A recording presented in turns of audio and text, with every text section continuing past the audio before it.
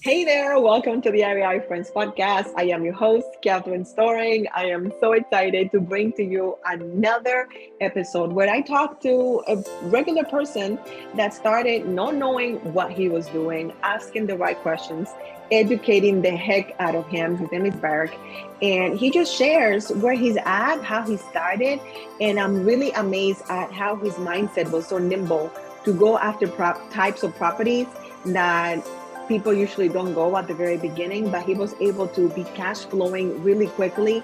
And because of that, being able to save a lot of money and buy more properties, even when we were in the middle of a pandemic. So if you're looking for some inspiration in someone that has a job, has properties, and is trying to have a life and live in a very small town, this is the episode to listen to. Make sure that you connect with Barrick on social media. We'll give you his contact information in the show notes. So make sure that you read that and read the summary of the episode on the blog. In the meantime, make sure that you're subscribed so you don't miss any of the new episodes. Go ahead and start watching right now. Hi, Barrick. This is Kat. Welcome to the REI Friends Podcast. How are you? Great, Kat. Thanks for having me on. Absolutely. Remind me one more time. I love the way you say how to say your name. Barrick, like Derek, but with a Barrick. B. I love that. Never gonna forget that. Awesome. Can you tell us a little bit about who you are? Yeah, so I'm Barrick Hodge, 30 years old. I'm from Texas, born and raised, actually West Texas, so a little small town called Lubbock. I grew up in an even smaller town called Littlefield, Texas, so that tells you a lot there. Graduated with maybe 80 people, yeah. So I was like 20 of 80 in my class. So I then went to college at West Texas A&M, and I graduated from college in 2014 with an engineering degree, and so yeah, and pretty much I've just been in Texas my whole life. Yeah, that's So amazing. It's funny that you say a town smaller than Lubbock. I actually been yeah. there, and I didn't think there would Oh, be really? anything smaller than that. Yes. It's a lot of little It's small towns. Oh my God. I got to the airport and I had to call a taxi because they didn't have any taxis there. You had to call because they don't Yeah. they don't have anybody sitting Yep. there. I was like, wow. Yeah, we've grown now. We've grown a little bit, so it's Okay. getting better. It's getting better. That's good. That is good. But it gives me a point of reference because I actually been to Lubbock. So Yeah, that's that's pretty cool. awesome. I Yeah. travel a lot all over the states, so I try to tell people where I'm from. Lubbock, so I have to say Texas Tech. So they'll get Yes. Texas Tech. And oh, okay, yeah, I know where that's it. So Yeah, that is so funny. Well, it was great to have you. Let's just jump right in. When did you get started with real estate investing? funny thing is, so going from high school to college, I did play basketball. So I was kind of up in there. I love real estate so much. So I started out watching the HGTV channel like my senior year. I Yeah. didn't get a job or nothing. I just sit around, watch basketball and watch HGTV.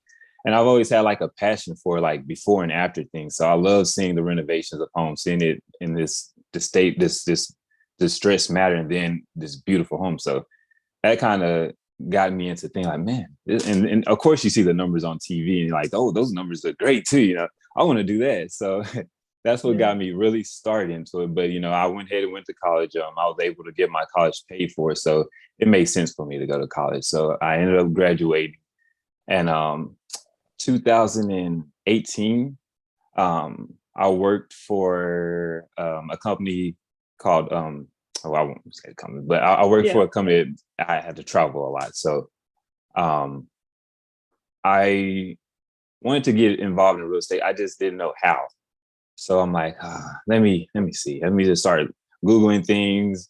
Yeah. Yeah. So I I did get caught up in a few what the little courses that they the 1 day courses that they give you.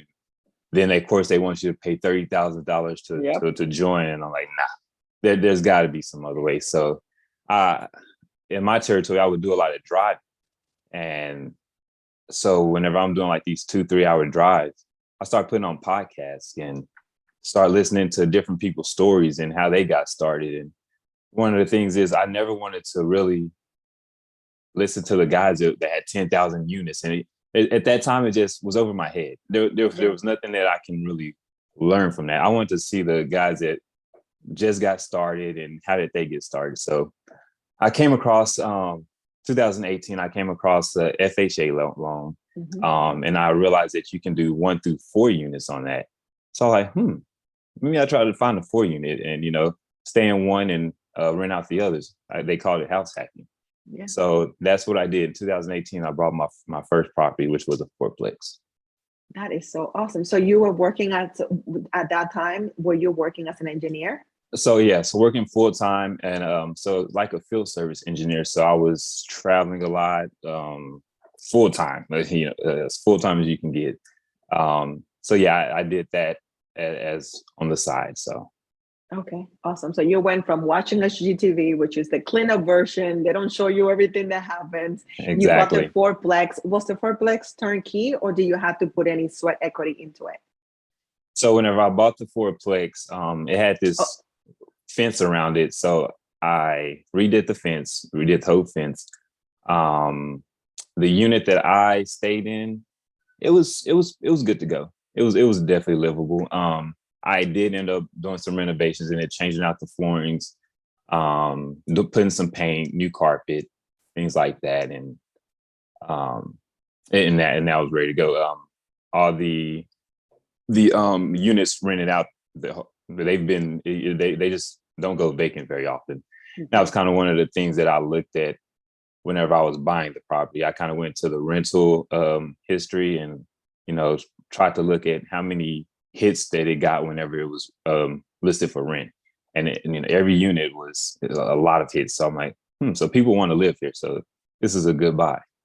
That's good. Yeah, I forgot to mention that with FHA, the property has to be in good shape to be able to qualify Exactly. for that Yeah. FHA loan anyway. So it's perfect for newbies because Yep. you really can move in. And I love that you made some improvements, but you can pretty much be up and running right away. So that's pretty cool. Exactly. And that's what I try to tell family and friends. FHA is the way to go if you're just trying to get started. Um, I do get a lot of pushback. Oh, my credit score is not this. I don't have enough money. Then I like to ask them, what credit score do you have to get it? How much money do you have to put down? And they're like, oh, I didn't think about that. So Right. That is yeah, so good. So it's like getting rid of those objections and educate yourself because that's what you were doing when absolutely. you graduated high school is learning all the things. So you can learn about FHA and then even learning. For me, I had that same thing and then saying, well, I don't have enough of a down payment because I live in a very expensive state. Well, Yeah. there is down payment assistance programs that you Yep. can qualify for. And then I learned that if you don't use all the money for the down payment, you can use it the rest for closing as well, which I didn't even Yep. know either. Yeah. So actually, that's how I did on my first the fourplex. I ended up paying 6,000 down, about $6,400 down. Um, I had the seller do the closing costs, so I had a good real estate agent, and he helped me navigate through the whole thing. So yeah, 3.5% down, and then seller paid the closing costs. So, Nice. So how do you know? Was it because you were educating yourself that you knew to start the process, even though you did not have all the money to close and to have a down payment? Like how did you move forward from not knowing having $30,000, $40,000 down for a house to move forward with the process anyway? yeah, so I just had to do some research, research. And once I found out, and I'm a numbers guy, I like to directly find the numbers on what I'm going to have to pay and what is going to, make a month or whatnot.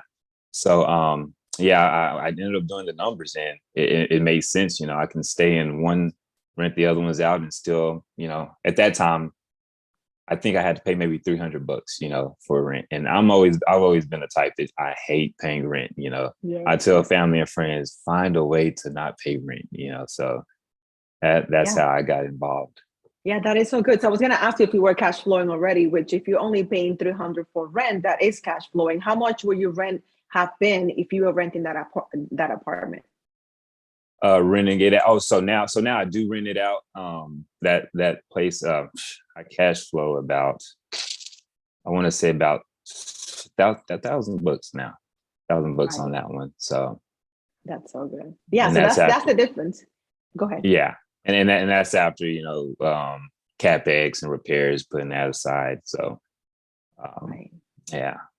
That's so good. Yeah. So I think people forget that sometimes they might think a property is not cash flowing if they're house hacking. But if you are eliminating or significantly reducing your monthly rent payment, then you are Mhm. really cash flowing. So that's a Absolutely. big one. That's so good. So then, how Absolutely. long did you stay? How long did you end up staying in the fourplex before you move on to the next property? So you have to stay for a year. So I did that, stayed there for a year. So it was about 2019. All the same time, just getting educated and just getting started, I come across a mobile home and a really sought after mobile home park here in Lubbock. And he wanted to sell it. He was in a bad situation and he wanted to sell it for what, $12,000. And yeah, so I gave him $2,000 down. Then I did a note, which I didn't know too much about, which, that's how a lot of people get into properties now, which is seller, well, it's not seller finance. Uh, where you basically find the Subject to? seller finance. Yeah, the seller Okay. finances it for you. So that's basically what we did. And I just paid him like $1,000 a month.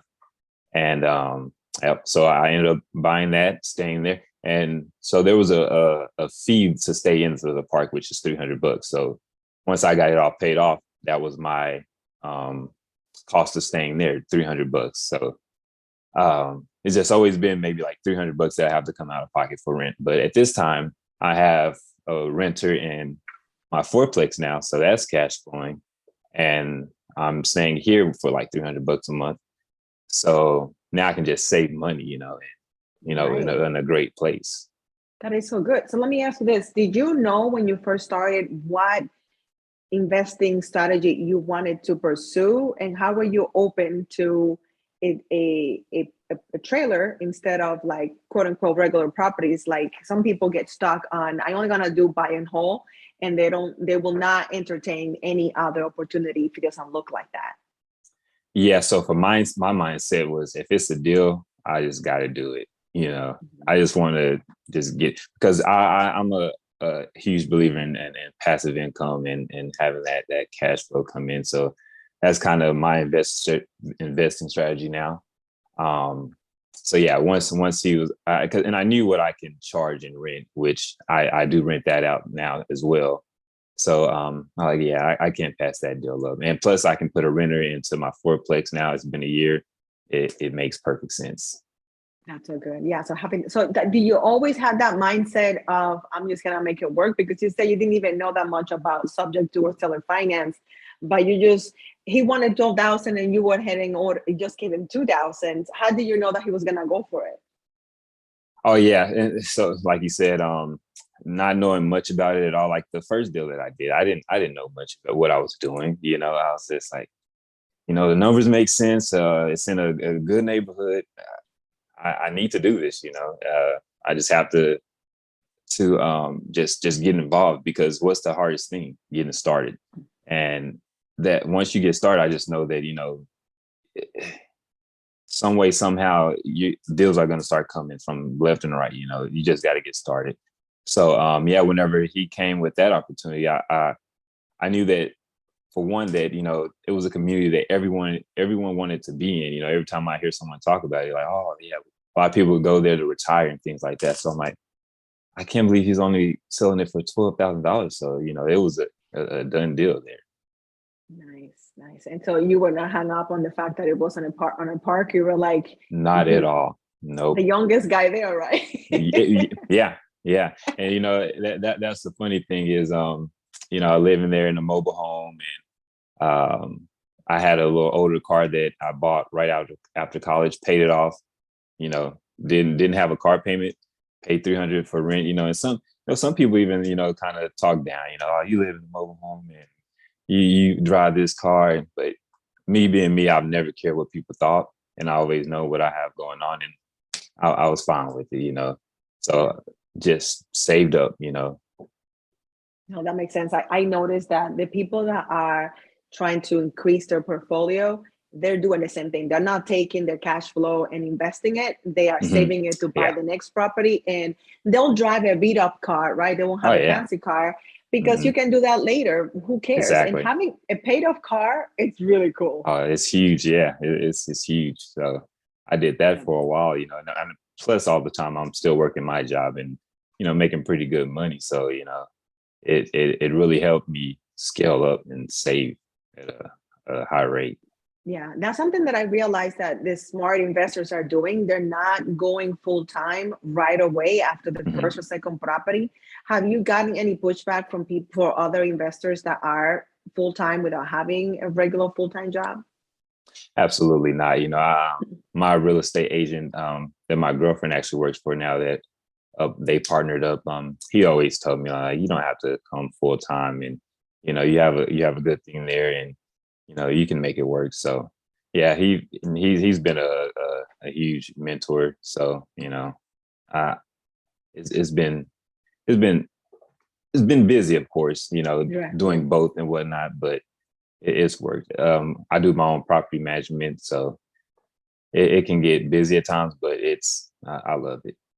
Yeah, no, I find that people that are doing their own property management at first, at least they get their feet wet, they Mhm. know everything about the property, and then when they Exactly. pass, and then they keep it more cash flow, right? Because they don't have to Yep. pay a property management company. But also when they do pass it on, they know what what it takes to manage it, so they know if they're Yeah. not doing it right or right, and Yep. also they'll know what things to say so they can keep track of once they're not actively doing it. Exactly. And that was one of the things that I wanted to do. I wanted to get in and learn and see why are they charging this much? How much does it take? Is it really worth it? Because if it's just changing out a toilet, faucet or something like that, I can go and do that and save tons of money. So that has been a great strategy for me. That's awesome. How did you find your realtor? Is your realtor also an investor, or does that person? So Yeah, go ahead. so yeah, I got lucky. The first real estate agent, because I just did it the way that everyone does it at first. You go to Zillow, you see a house, and like, Yeah, okay, this is a duplex that I want to buy. Okay, let me see the real estate agent. So you call them, and that's the approach that we took. It. I didn't the first time it wasn't a very good agent, and she was showed up late and just didn't know too much about it. She wasn't real estate, I mean, investment friendly. hmm, So didn't end up going with her. Then I found another home, and I was really interested in it. And so he sent it was a guy that came out. He was a brokerage owner, but I guess the agent couldn't get to me. So when the mm, agent finally came to the house that we were looking at, I realized that me and him had played basketball before. So we kind of knew each other, and he was into real estate and he was doing some okay, investments and whatnot. So um, the house that we were looking at, it didn't end up working out, but he was like, but we do have this one that hasn't even hit the market yet. So oh, nice. perfect. I want to go take a look at it. So we go and take a look at it, I'd run my numbers in. And absolutely it made sense to buy. So that's how I kind of got lucky with him. And today we're still friends, and that's the guy I was saying is kind of like a mentor for me. So That's so good. Yeah, it's like when you get lucky like that and find someone that has got your best interest at heart and also yeah, knows the market. That's priceless. yes, exactly. Yes. That- That's so good. So what are you working now? So you have the fourplex and the mobile home. Do you have any other units, or are you working on something else now? Yeah. So I just bought a duplex last year and Nice. in a seller's market, right? So, I Yep. got a little Yep. pushback for buying in a seller's market, but I just believe that, it just didn't seem like the time whenever, was it 2008 when the crash came, it just seemed different to me. So I'm like, Mhm. and I always tell myself, now is the time to buy. If you can buy now, buy now. So Yeah. yeah, if I end up buying in a sure in a great neighborhood, really great neighborhood. So when I bought last year, it appraised. It was I actually some will say it was a bad buy, but I bought it appraised a little bit less, about 10,000 less than what I actually bought it for. But now it's about 60,000 over what I paid for. So Nice. So that means that you did not do FHA then, right? But for this, for I this did. I deal. did 20% down on this one. Yeah. Okay, okay. So And that was because you were house hacking and able to save all the money, right? exactly. So I was able to put Nice. a big percentage down and not have to worry about private mortgage insurance because that's one of the Yes. things that Hmm. that comes with the FHA loan. So Yeah, and the yeah, thing is also that you cannot. It has to appraise what the mortgage is gonna be. If it's appraised less, exactly. then Yeah, you're out of luck. So, exactly. Yeah. so it gives you a little So more flexibility. So, are you renting those two units, or are you living in one of them? Or are you so I still live in renting? one now, and then I Okay. rent the other one out. Yeah, and Nice. So then now you so have the fourplex rent fully rented, you have uh, the mobile home rented, and you have yeah, one side of the duplex rented as well. yes, yeah, that's correct. Wow, Yeah, you are so busy busy, and still working for 100% and full still time working for for and my having and company. trying to have a life. Trying to have a life at the same time. Yep. But it's possible, right? Oh yeah, yeah, and still trying to do more. I'm I'm still not where I want to be by no Mhm. means. I still know I need to start creating content. I need to start just getting it out, getting the word out. Because one, I love helping people and seeing people do better for themselves. And I know the knowledge. It took me a while to find out some of Yeah, the things that I found, and if I can expedite somebody else's process, then that's beautiful to me. absolutely. And I find that some people might think I have tried to get people on the podcast before, and I stopped reaching out to people that are just getting started, even though you're not just getting started, because they feel like they're too small. And it doesn't Yeah. matter what I tell them. I'm Yes. like, listen, you are the perfect person, especially if they look a certain way, because Yeah. representation matters. They don't realize that, like, listen, you are perfect. People need to see that you have Exactly. a job, you look the way you come from, and you're doing it. And Relatable. you're not, Yeah. yeah, relatable, and you're not independently wealthy. Not that there's anything wrong with that, Yeah. but more people are not independently wealthy. So to see someone that barely knew what they were doing, but there's a barrier of they think they have to be bigger. But what I Yeah. have found that people that are bigger, they don't remember what it's like to be little. So it's Yeah. kind of hard to relate to them. Exactly. And like I said earlier, that was my big thing, trying to find someone that was just getting started and you couldn't find it. It was hard to find that. So I I want to be that person, and help anybody out that's just starting out. So. Absolutely. So how are you staying focused and connected? Are you part of any local meetups? Are you on a mastermind? How are you connecting with people that speak your language? Yeah, so that was always tough for me because I'm kind of antisocial. I don't really like talking to people too much. So whenever you go to these events and like, oh, you can invest with no money down, I'm like, how can you do that? Partner, you have to partner. I'm like, nah, I'd rather not do that. But one thing that I have learned and I've grown at is you have to make yourself uncomfortable to grow. So Mm, so now I've joined some of the local REIA groups and whatnot. My girlfriend Allie, so she's actually a real estate agent now. oh, good. And so she's in a lot of things too now. And I'm seeing a lot of what's going on with her. And I actually found a partner that I actually work with. And it went from me saying, no, I'll probably never have a partner to, oh, now I have a partner. We have, and it came in a way that I never, would have thought. We just casually talked. We work together. So he's in like Kansas City, and we just talked every day mostly. And he kind of, asked me what I'm doing. And he's like, oh man, I wish I could do that. I wish I could do that. And I'm like, man, you can. You know, uh, you had the same opportunity. He's like, oh yeah. And this is a guy that has a lot of money in the bank, and Mm, I told him like it's great that you have that much money in the bank, but it's not working for you. You're not putting it to work. And he really grasped the concept of that. And he's like, well, if you have anything that you can help me invest in, I'm all in. So hey, I'm your guy. I've been since like 2018. I've just been doing a lot of research, and I've been house hacking. So I think that's the safest way you can possibly do it. mhm. So Yeah. but I've kind of found like the bird strategy and things like that. So um, now that I got him in my back pocket, I'm really ready to start attacking it and get into some Yeah. deals. Yeah, that's so good. I'm glad that you were so transparent in sharing how you adverse you were to working with a partner. And then Yeah. once your mindset was shifted, one almost immediately appeared and basically said, "Hey, I can be your money guy." So I thought it was a dream. I'm like, what? How's this happening? And it just starts stacking, and that's the thing. You really have to change the way you think. I say it all the time, like, it's not, I can't do that. Like, I don't have this. Like, how can I?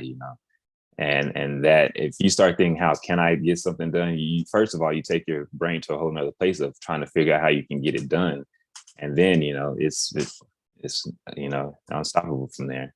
absolutely. And I love the fact how you were able to educate him really quickly. And you Yeah. said that he rasped it. So you were able to say it in a way that he can understand instead Yep. of being like really real estate investing nerdy and saying things that they Yeah. cannot understand, right? So you're Yeah. still newish enough that you can relate to him and he can relate to you. So that's a perfect example of how you can kind of infect somebody else to get started with real estate investing too. Absolutely. Yeah. I love just putting it in layman terms and keeping it simple.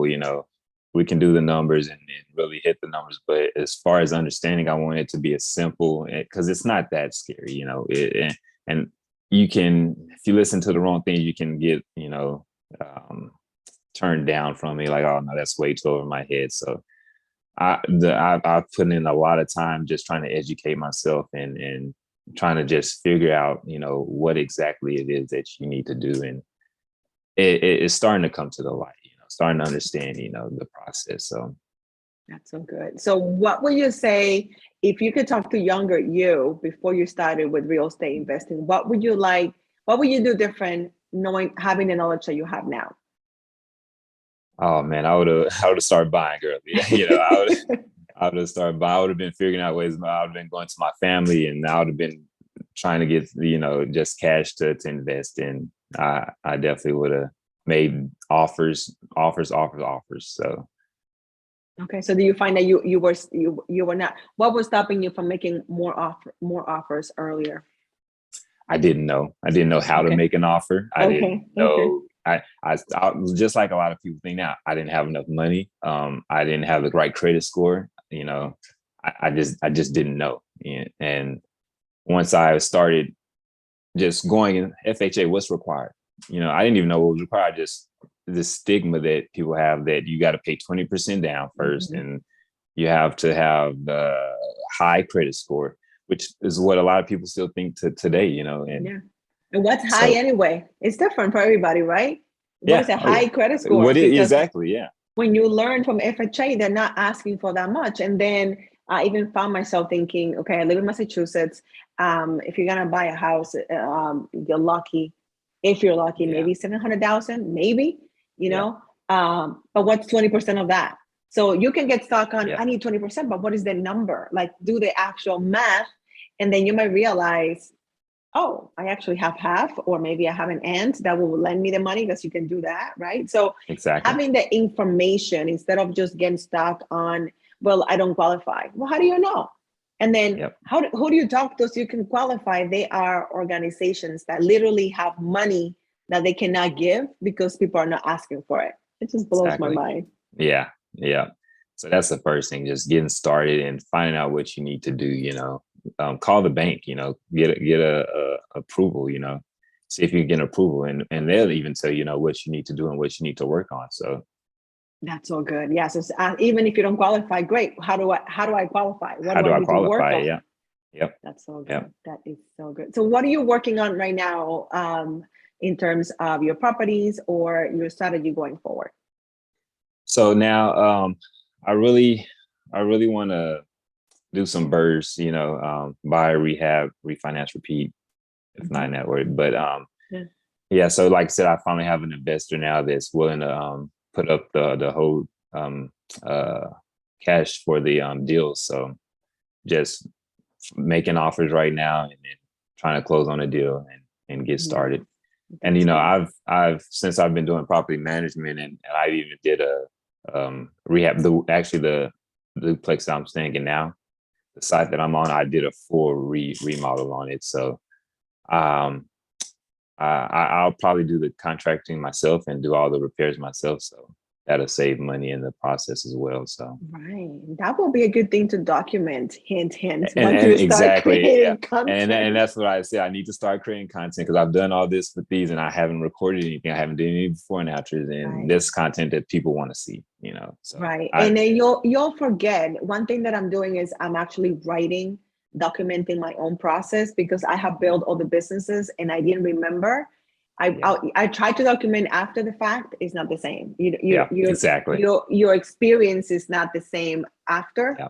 what instead of when you're in it. So I would strongly suggest that you start like ASAP. Yes, I'm taking it to heart and I'm going to do that. Good. That's good. So are you partnering with your girlfriend to make purchases so the money stays in, or how's that working? Absolutely. Yeah. Absolutely. Yeah. That's kind of was my goal once we got started with, and, because she has a lot of goals herself, and I kind of pitched to her, real estate is a great way it's a vehicle to get to where you want to go with what your goals are, so that's always been the idea coming in and keeping that money inside, if I'm buying, at least, of course, and it worked out because the real estate agent that I'm really great terms with, that I bought all my homes through, she's partnered with him, and and he has a crazy amount of knowledge, so it's been great.